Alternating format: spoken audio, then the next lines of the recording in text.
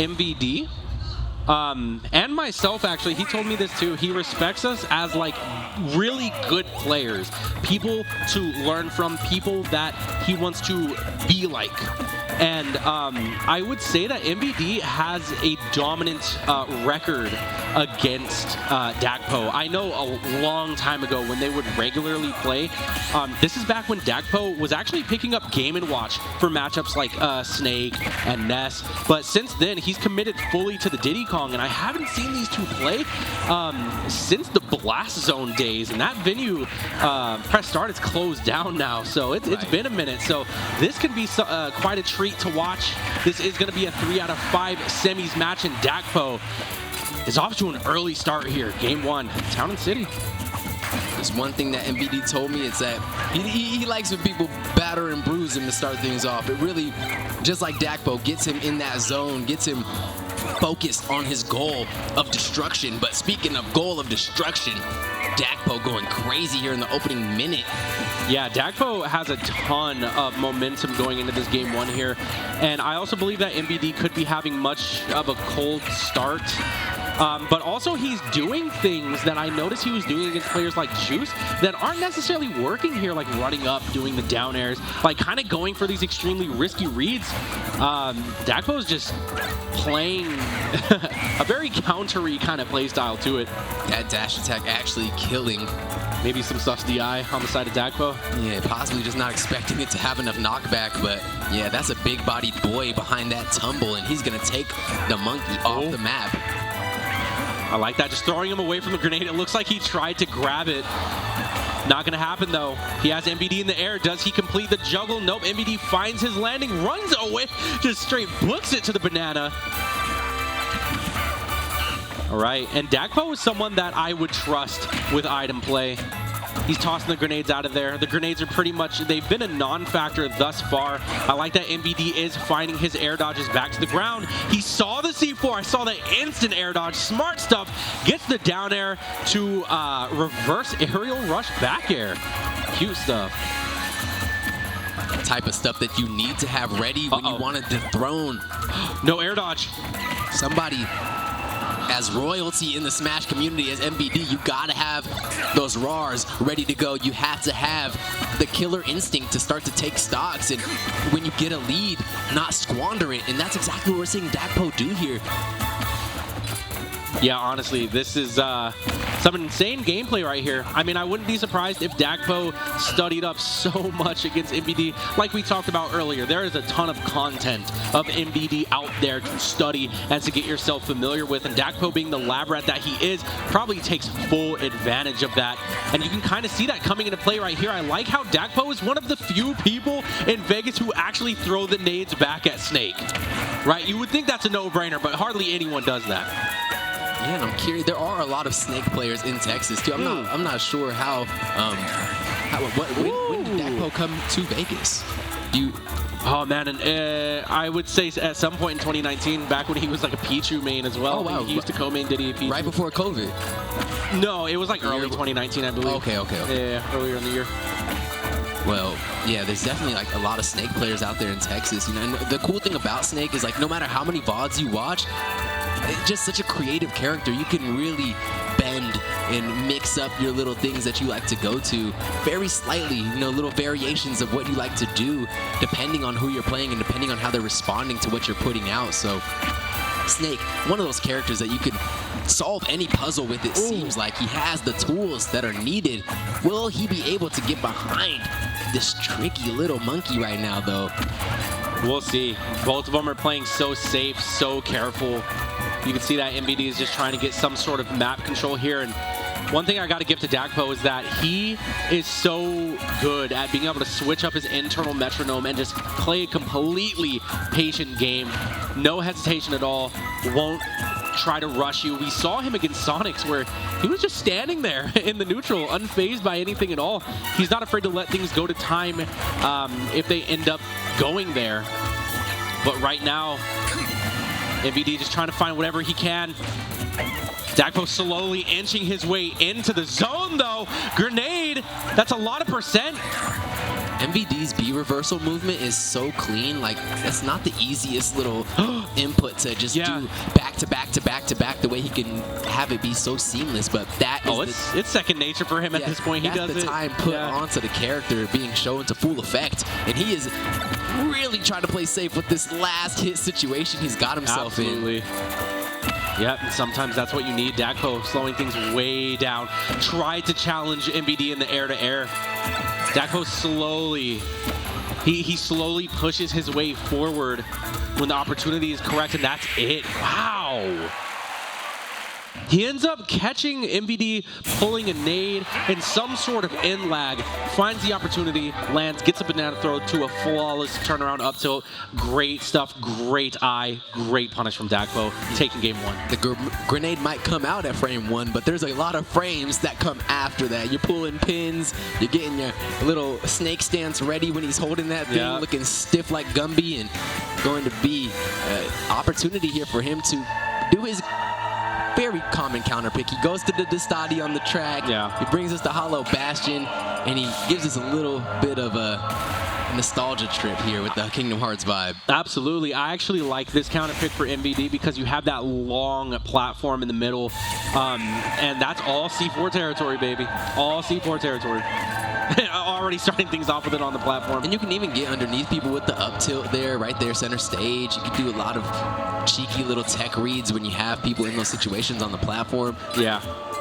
And I feel like this honestly cuts down Dakpo's mobility because he can't just monkey flip towards the middle.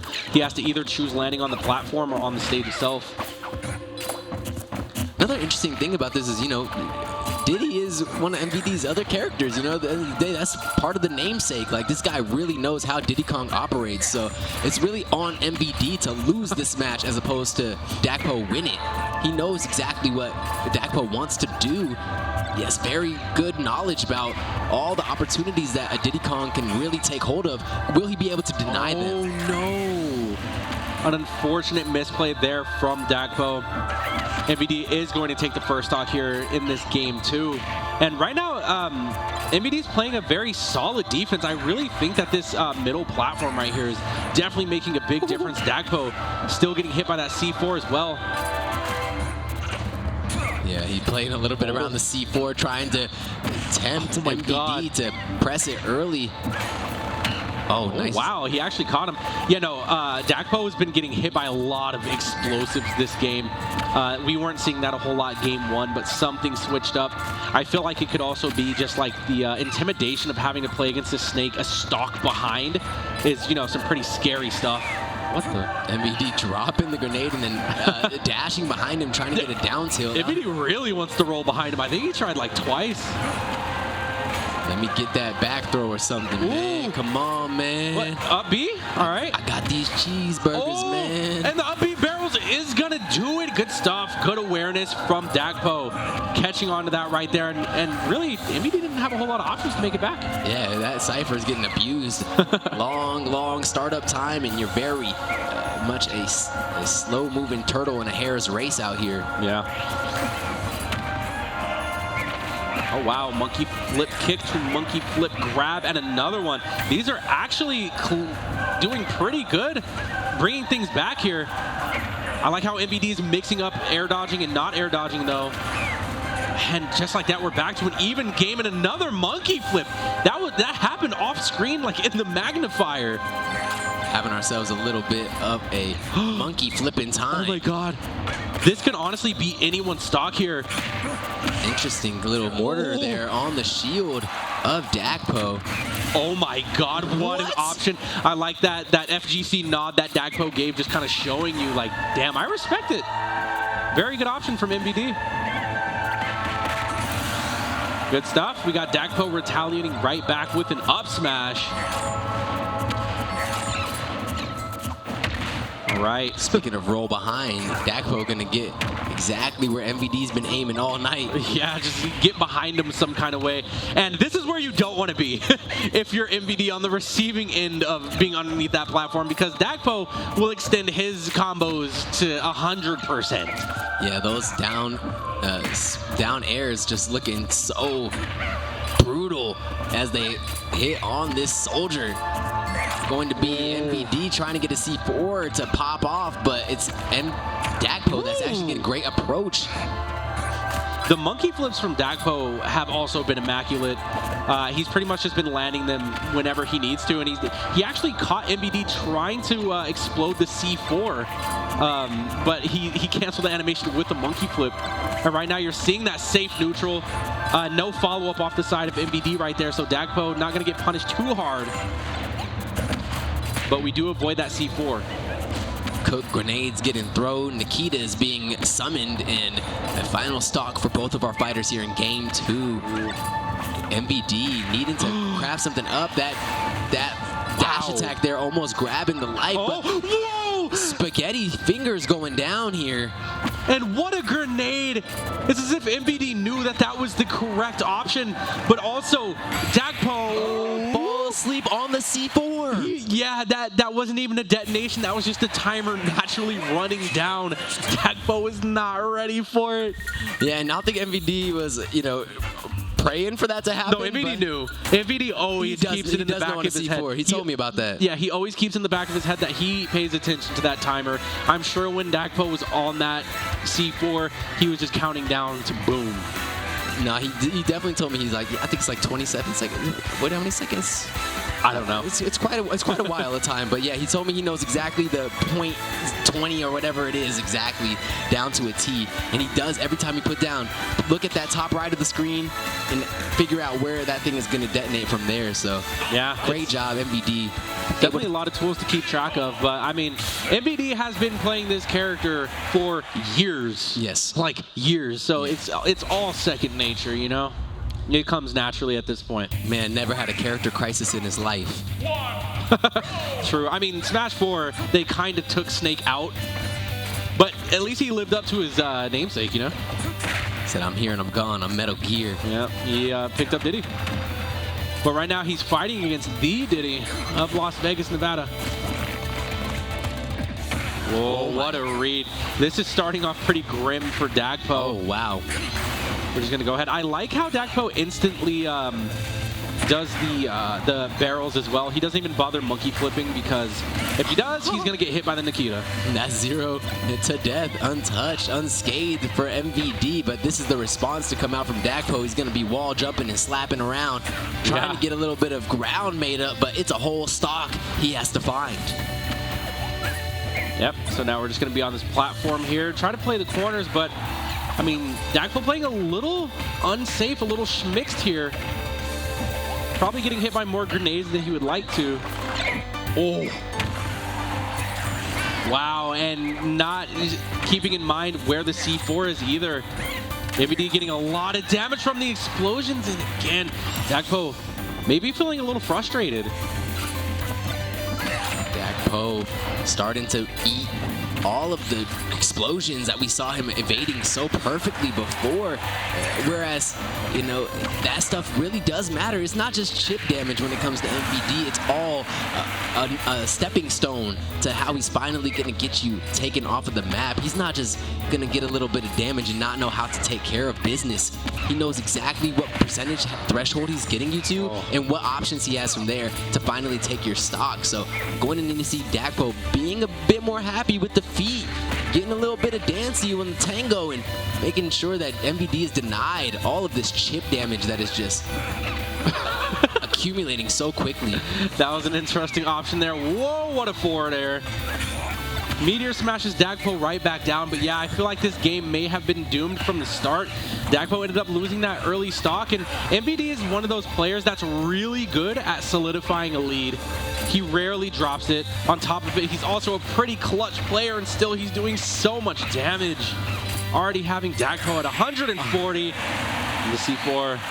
That's 2 C4s in a row Dakpo has forgotten about, and it's so important he keeps an eye on that tool. It is one of the only ways, unless Snake gets a good setup on you, that he's going to be able to kill you on the Diddy Kong, so he has to be very respectful.